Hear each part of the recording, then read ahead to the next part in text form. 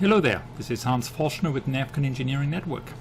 In this video I will discuss rail noise modeling based on the Federal Transportation Authorities and the Federal Rail Administration. They both put together noise and vibration manuals, and they also describe the emission and the propagation of sound from railroad tracks.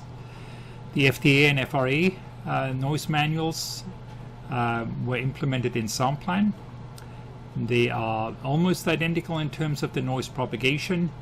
The FTA and FRA have differences in the emission calculation and also a few slight differences in terms of handling absorptive and reflective walls. I'm not going into the details of that, but for right now I just assume that the propagation is the same. And so let's get started. Well, first of all, SoundPLAN has implemented the emission calculation, but it basically opened up the setup of the vehicle categories or the train vehicles and the train setups to the user. It implemented what the manuals have listed in terms of source inputs for the different vehicles like locomotives or rail cars and so on. But SoundPLAN gives the user the option to use those inputs or to create your own vehicle categories and also train setups. So let's get started here. I'm going here into the library, and in the library you will find under train setup, you find FTA, FRA, train setup and vehicle categories. So we'll start with the vehicle categories. So here we can see, just like with any other libraries in SoundPLAN, there is a system and project library.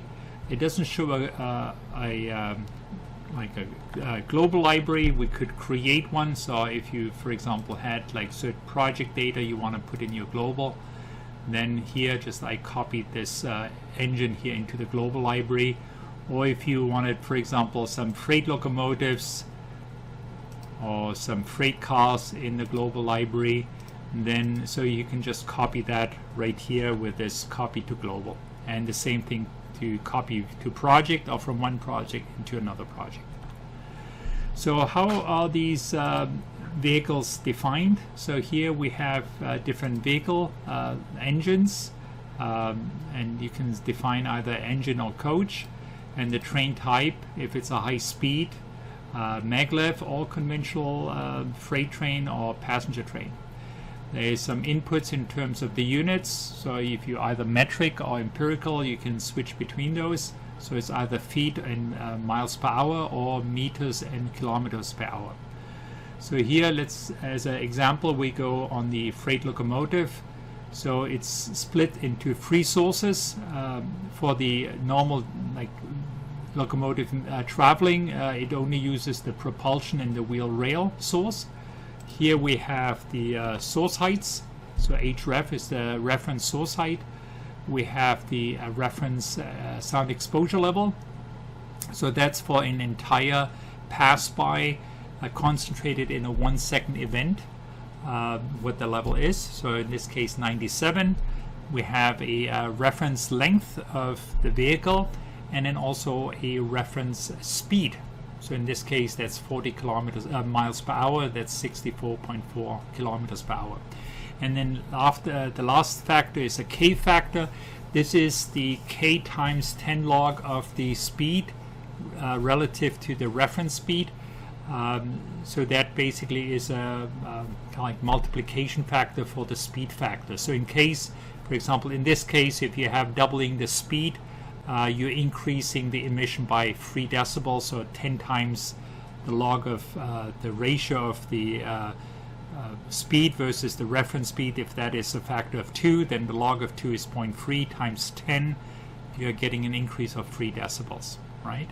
Then here we have for the wheel rail source, we actually have a increase factor of 20. So that means the wheel rail noise goes up by 6 decibels per every speed doubling, right?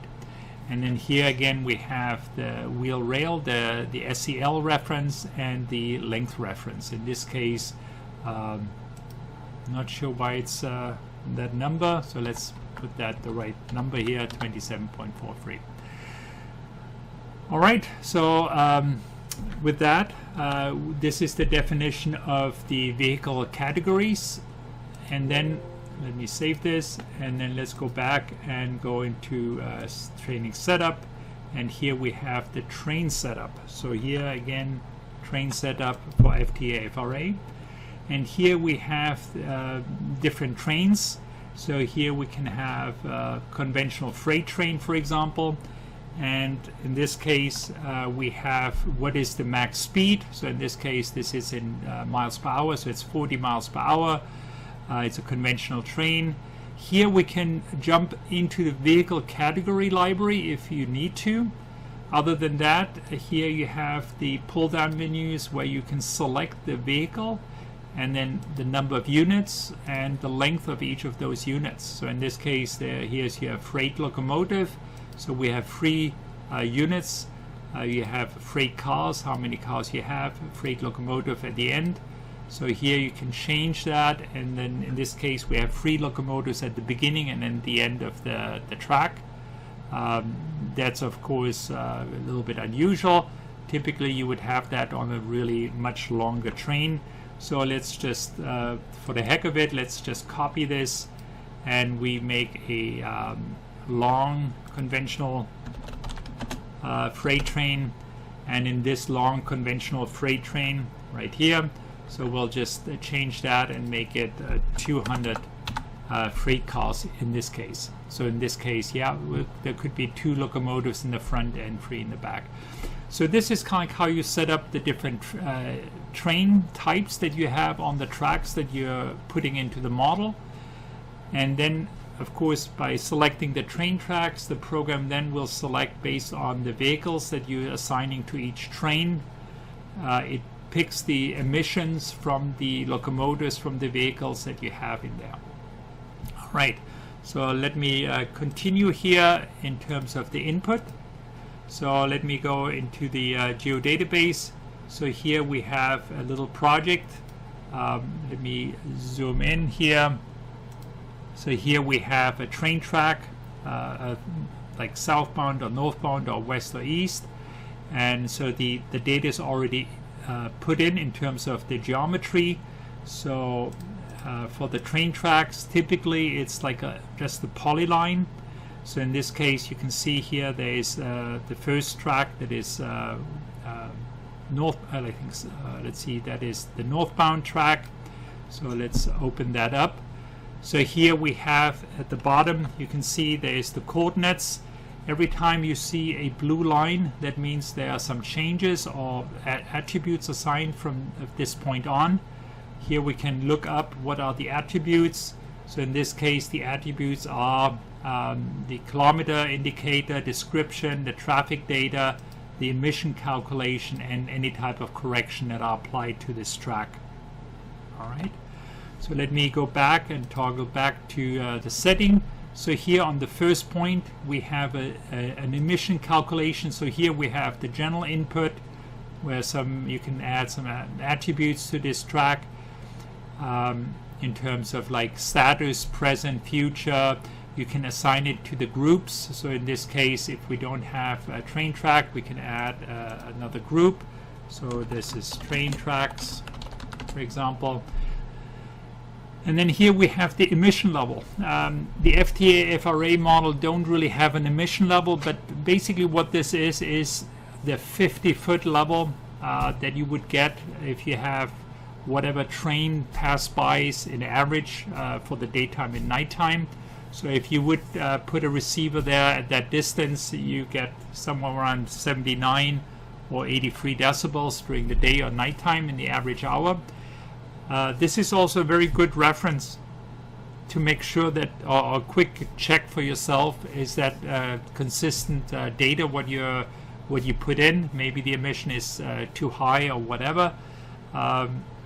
So let's check on the emission calculation. So here we have the emission calculation as a tab, and here you can add your trains that you have on this track, and this list can be 20, 30 different types of trains.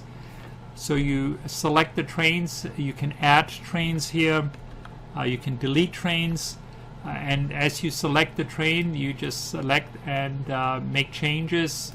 Let's say you have a light rail system, and then here how many trains you have between 7 and 10 o'clock at night, or from 10 o'clock to 7 o'clock.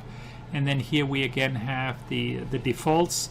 So if I have one train at night, so here we are getting the emission levels for this light rail system that is on this, or train that is on that track.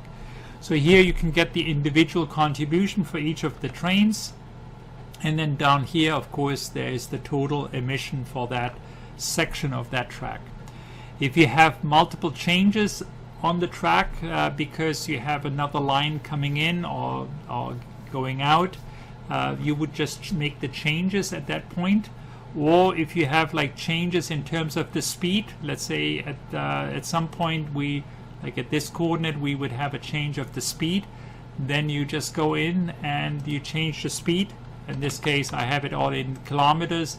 You basically just add the speed changes right in here, and if you go to the next coordinate, you can see now I have a blue line right here, or blue letters, and at this coordinate number 6, again an indication that the attributes for that train tracks are changing. If we go back with this toggle switch, we can see what are the changes. So in this case, the changes are in the emission. If you want to get rid of this change, you can always delete all of the properties at this point, and then it basically toggled back, and then it basically has the same attributes as the previous coordinates. Other corrections that we have are all available to the user, but they are not FTA relevant or FRA relevant. So those manuals do not have any corrections for the track conditions, for the curvature of the track, which typically causes a lot of squealing. So the smaller the radius, the more squealing you have. Other standards in like in the acoustical field for rail have corrections for that. SoundPLAN opened this for the user if they want to add that, if they have test data or whatever to substantiate these corrections. So for those sections of these curvature or the small curvature. Then here we have the horn active.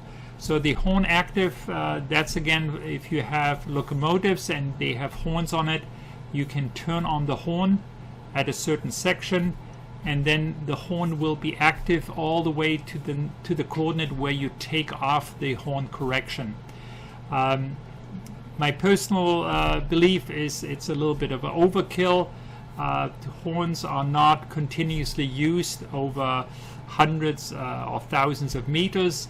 They are typically short blasts, but in terms of like the FTA FRA manual, you're supposed to just turn it on and then turn it off basically when the zone is over where the horn is not used. I leave it up to the user how to use this. Then there's a bridge, so here you can put the tracks on the bridge. There are certain corrections that the FTA FRA manual have. The corners or the edges of the bridge that you put in will be used for shielding effects. In this case you can also put in barriers on the right or left of that track. And then there's some free properties. I haven't really used that in this case. Maybe one last consideration here. There is a Lmax check mark right here, so you can flag a train to be used for the Lmax calculation. In that case, the program will move that train through the project in 1/8 of a second segments. So based on the speed, it will calculate the contribution from the locomotives and for the coaches and so on of that train in 1.8 second increments. So in this case it will have probably somewhere around 12,000 calculations, and for each of these steps of the train moving through that project area, it will save away what is the loudest or what is the prediction for the train. and then it can be used to determine at what point of the position of the train and speed and so on, and also the propagation, do you have the loudest level from that train. So that is the absolute Lmax calculation. All right, so that's yeah, so this is again for one track. You can of course copy this track to the other direction. You can make a parallel element. You can change the input direction, put in the train track information for the second track, and then you calculate the model. So here, just quick, so here we have the model geometry. So it's fairly flat train track. And so let me close out of this, and let's go to the calculation. Very similar to any other calculation in SoundPLAN. So let me open up this calculation. Maybe one thing to note here, in this case it's a single point calculation. We have an assessment, and here one of the assessment parameters that we have is the Lmax railway noise. So you can set up your assessments, and if you have train tracks and you want to do the max calculation for the rail system or one of the trains, you can highlight that and check it off right here, and then the program will do an additional calculation to determine the maximum peak level. Otherwise, it just does the LEQ assessment, which is again, of course, the average of all the contribution from the track for every receiver. All right. So I will not go through this here in terms of the calculation. Maybe one more thing here in terms of animation. The Lmax calculation can be also be done for an animation, so moving a train through a project area.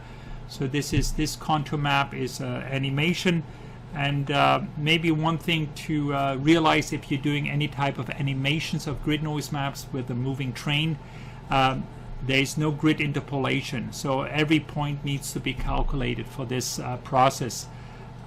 Takes a little longer, but of course the results are considerably bigger in terms of the results that you can visualize. I'll get to that in a second.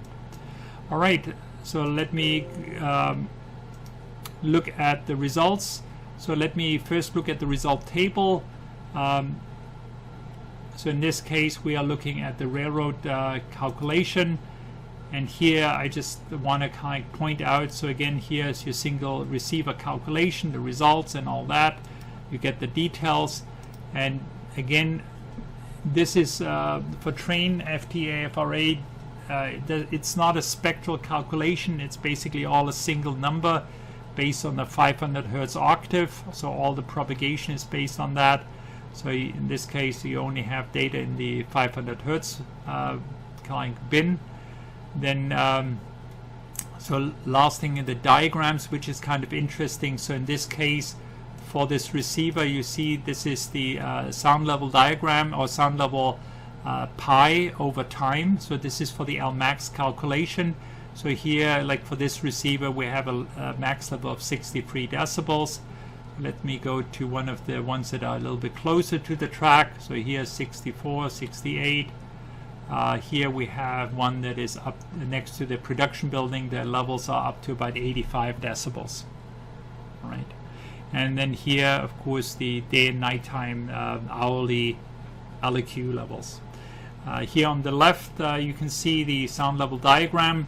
So for this receiver, you can see where the direct contribution is, and then also some reflection from another building. All right. So let me continue with the actually just with the animated noise map, telling how that looks. The average levels contour maps are not really that revealing, so let me just open that up. So what you can do in terms of the animated noise map, so here we actually have two trains that will meet at some point. One is going westbound, the other one eastbound. And here we can kind of start the animation, and it's of course a little bit time consuming here. it totally about 30-40 seconds. So here we have the first train coming in from the east. I added road traffic noise in the background here, so this is overlaid to road traffic noise. So here, yeah, it's a little bit slower. Let me kind of move that along a little bit here. So here's the train that comes from east to west. It moves. So we have, again, 3 locomotives in the front, and then the rest is the freight cars. And at this point, we start seeing the increases in noise contours from the other train. So there's another train coming from the west going east. So now they are basically intercepting. And so you can kind of see how at some point they overlay. Of course, they're on different tracks, so there's no crash here, of course. And how that changes. So one continues to the west, and one goes to the east. And then here is the end of the train. So again, a couple of locomotives at the end of the freight train. And so this almost finish, and we continue there. Let me move that on a little bit faster here. All right, okay, so this is the entire animation. One thing you can do here at this point, I can move the cursor to any position of this contour map, and I can get the time histogram for this receiver. So here you can see the first train coming in, the second train, and then how they overlap.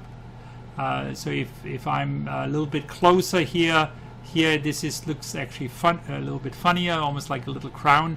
So this is the first train coming in, and then here we have the overlap with the second train, and again the overlap, and then here it's basically just the end of the second train, and then how it drops off here. Right. If we are like behind the building, then of course it's a little bit more complex, just because of the shielding effect that we are getting between the trains and the buildings. Here, a point between the buildings, further back. Right. So these contour map, these sound level diagrams actually are really insightful in terms of like how the sound is propagating. How you have shielding effects and also reflection effects, and in this case a complex overlay of the different sources, and of course the whole thing is time versus sound level. So here the base level here is of course the road traffic, and then how the train traffic basically overlays for that small period of time and increases the overall background noise. So if you go in this direction, so here you definitely can see the first train passing, the end passing, the noise level drops, and then here we have the increase, and I think this is the drop that basically where the model kind of ends. Anyway, so with this, I want to close this video. There's of course a lot of little details on top of what you saw, but the principle, again, you put in your coordinate geometry. You're doing the emission calculation based on the train types, and the trains are again assembled by the vehicle categories. And vehicle types or categories you can just take out of these noise and vibration manuals, or if you have any test data, you can make them up yourself or change them, especially if you have like light passenger vehicles that may have more noise control to them and are quieter. It's definitely worthwhile to compare the data that you're getting from SoundPLAN with any test data of these light rail systems. Thanks for listening. Have a great day.